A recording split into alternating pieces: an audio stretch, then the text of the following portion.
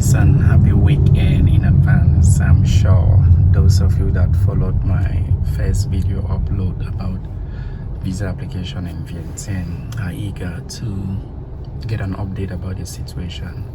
Like I said, I successfully applied for the visa, and as things would turn out to be, my application was short of a document. I have no choice than to wait for my employer to provide this document, which leads me back to the story about the agency I contacted. They had mentioned this situation, but the difference was they were saying this document comes from education office under the government sector, whereas private schools do take such documents from the Ministry of Private Education in the area of work. That's the word that we use, or employment. And this was something they couldn't understand, because my argument was the school has an equivalent of that, and even if we have to get this letter, it has to come from private education sector and not the government office or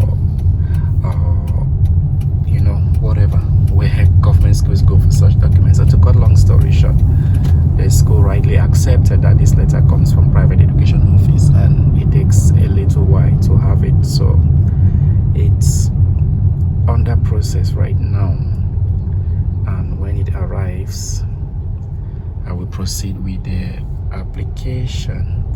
And the next thing I want to quickly discuss here, which I equally mentioned in the previous upload, is cost of movement. Like I said, one of the most expensive things in Laos, Vientiane most especially, has to do with transportation. It doesn't matter if you're using a tricycle, otherwise known as tuk-tuk, or a taxi.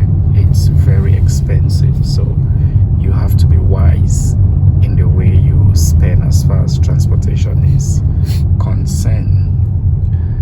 And I have met other Cameroonians who are also in similar situation, because either agents fails to provide accurate information about what is happening, or they know little about the whole process.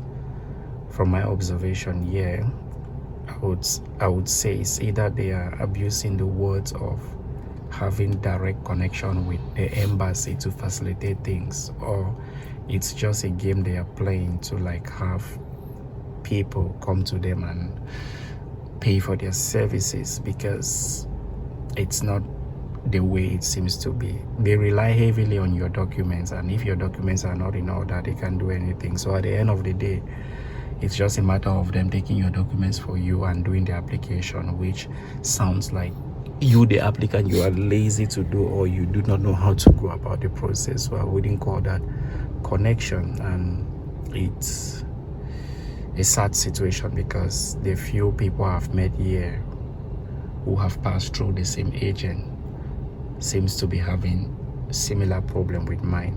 Like, when you start the whole process, the assurance is, oh, we have the connection, it's an express service, just pay your money, everything will be handled. But those are all sugar-coated words, because at the end of the day, like I said, if your document is lacking, they can't do anything. You are all on your own. The least they can do is to provide other options.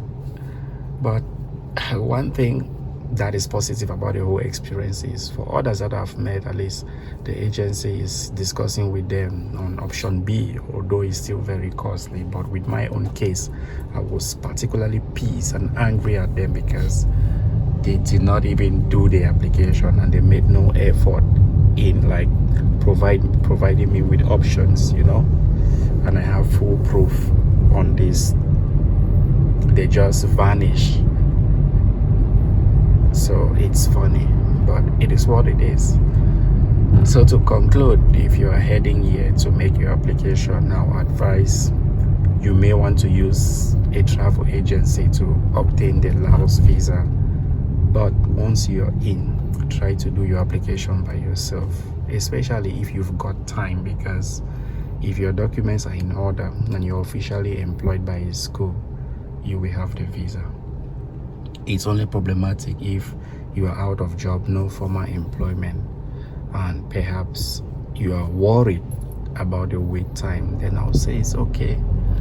Otherwise, please avoid paying such astronomical amount to people who talks but little action. Thanks. See you next time. Ciao.